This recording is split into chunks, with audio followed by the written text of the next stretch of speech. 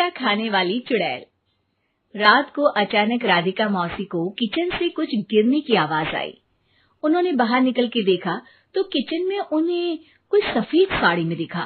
वो चीख पड़ी, हे भगवान, आलतू जलाल तू आई भला को टाल तू, आलतू जलाल तू आई भला को टाल तू। राधिका मौसी को चीखते सुनकर श्रवण बाहर आता है भागते हुए। अरे माँ, क्या हुआ? क्या देख लिया? दादी माँ आ गई क्या सपने में? अरे बेटा, रसोड़े में देख तो कौन है?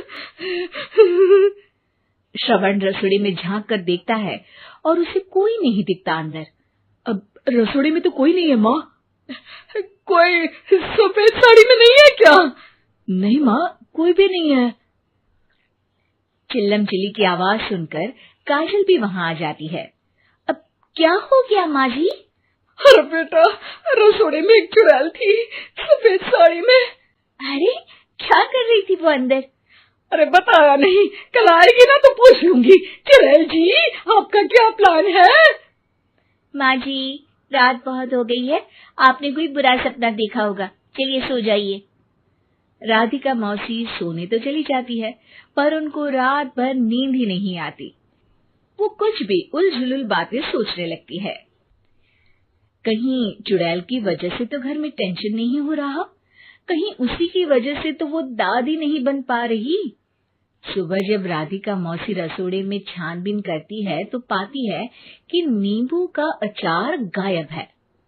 चुड़ैल नींबू का अचार ले गई, मुझे तो ठीक नहीं लग रहा कुछ।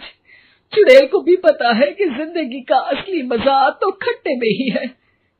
राधिका मौसी झट से श्रवण को फोन कर देती है। बेटा, मुझे समस्या समझ में आ गई है, हमें एक तांत्रिक की जरूरत है। अरे क्या बोल रही हो माँ, तांत्रिक की क्या जरूरत है? आप पूजा पाठ तो कर ही रही हो ना। आलतू जलालतू मंत्र सारे फालतू जैसे कुछ मंत्र पढ़ो, चली जाएगी अपने आप चुड़ैल। अरे नहीं बेटा, कभी चुड़ैल को कम नहीं समझते। अरे तुझे पता भी नहीं चलेगा कि कभी वो छल करके काजल की जगह घर की बहू खुद बन जाएगी। क्या माँ, कुछ भी बोल रही हो? कहाँ काजल और कहाँ चुड़ैल? वैसे एक बात बताओ, काजल को अगर गाने के लिए बोल देना तो चुड़ैल काजल की आवाज सुनकर घर तो क्या, धरती लोग छोड़कर चली जाएगी। तुम ना पढ़े लिखे बच्चे हर चीज को मजाक समझते हो। तुम रहने दो, मैं खुद ही तांत्रिक को बुला लेती हूँ। अच्छा सुन, शाम को इमली लेके आना। क्या है कि चटनी खाए बहुत दिन हो गए है ना? नहीं माँ, इमली तांत्रिक से ही मंगवा लो ना, आटा वगैरह भी उसी से पिसवा लेना। देखो मुझे काम करना है। श्रवण रात को कई तरह की सब्जियों के साथ माँ के कहने पे चटनी के लिए इमली भी ले आया था, लेकिन राधिका मौसी के दिमाग में अलग ही फिल्म चल रही थी। उन्हें अब सिर्फ शक ही नहीं यकीन होने लगा था कि शायद चुड़ैल ने श्रवण पर अपना जाल बिछा दिया था, जिस वजह से श्रवण उनकी बात ही नहीं मान रहा था। पर कोई नहीं, आने वाली रात में राधिका मौसी खुद तैयार हो गई चुड़ैल को पकड़ने के लिए। रुद्राक्ष की माला, तुलसी का पत्ता, हनुमान चालीसा सब हाथ के पास ही था, बस चुड़ैल का इंतजार था। और जैसा राधिका मौसी ने सोचा था वैसा ही हुआ। वो चुड़ैल उस रात भी आई, पर वो राधिका मौसी से तेज निकली और राधिका मौसी के उससे पकड़ने के पहले ही वो भाग खड़ी हुई। जरूर बहू पे साया है उस चुड़ैल का, तभी तो श्रवण के कमरे में गई है। और अगली सुबह राधिका मौसी पिछली रात हुए हमले में किन चीजों का नुकसान हुआ उसका हिसाब लगा रही थी। उनके खेमे से एक आम के अचार की शीशी भी गायब हो चुकी थी और वो इमली भी जो कल श्रवण लेकर आया था। राधिका मौसी इस बारे में सोच ही रही थी कि श्रवण जल्दी से रसोड़े में आकर दवाइयों की पोटली ढूंढने लगता है। अरे बेटा, क्या हो गया? अब माँ, वो काजल की तबीयत खराब है, बहुत घबराहट हो रही है उसे।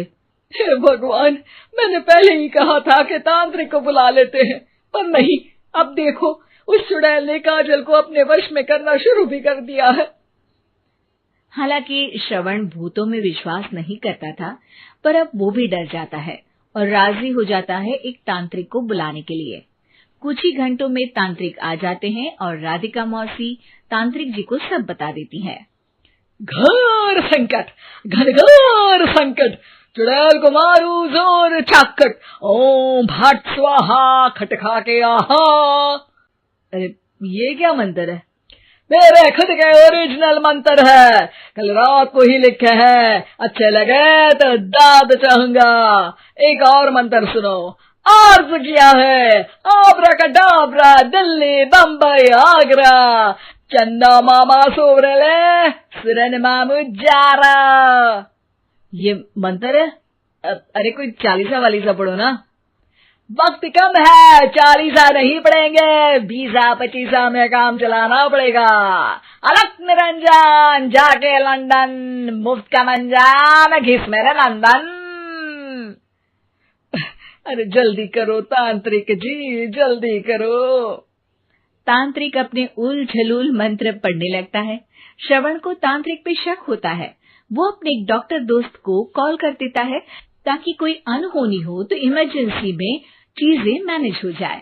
तांत्रिक धुनी रमाता है, जिसकी वजह से कमरे में काफी धुआं हो जाता है और जिसकी वजह से बहू की घबराहट बढ़ जाती है।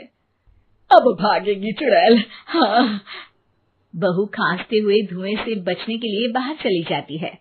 अरे भाग रही है, भाग रही है। पीछे पीछे श्रवण भी जाता है। बहू एक सोफे पर बैठ जाती है। तभी डॉक्टर दोस्त आ जाते हैं और श्रवण को पानी लाने के लिए कहते हैं।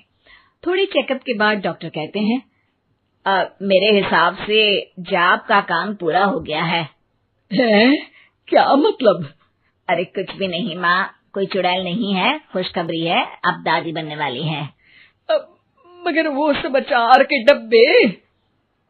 श्रवण दोनों अचार के डब्बे अपनी माँ को दिखाता है, जो कि उनके बिस्तर के नीचे छुपे हुए थे। आपने सही बोला था माँ, वो चुड़ैल काजल ही थी जो खट्टा खा रही थी। हमें कल ही पता चला, पर हमने आपको ये तांत्रिक वाला काम करने दिया ताकि आपको भरोसा हो जाए कि भूत वगैरह कुछ होता ही नहीं। अच्छा अच्छा, ये तो बड़ी खुशी की बात है। पर बेटा मुझे एक झाड़ू तो ला दे। क्यों माँ? ये तांत्रिक का भूत उतारती हूँ मैं। अब तांत्रिक राधा मौसी के डर से घर से भाग निकलता है और राधा मौसी उसके पीछे भागती है। अरे संकट ये घनघोर है, तांत्रिक मुआ चोर।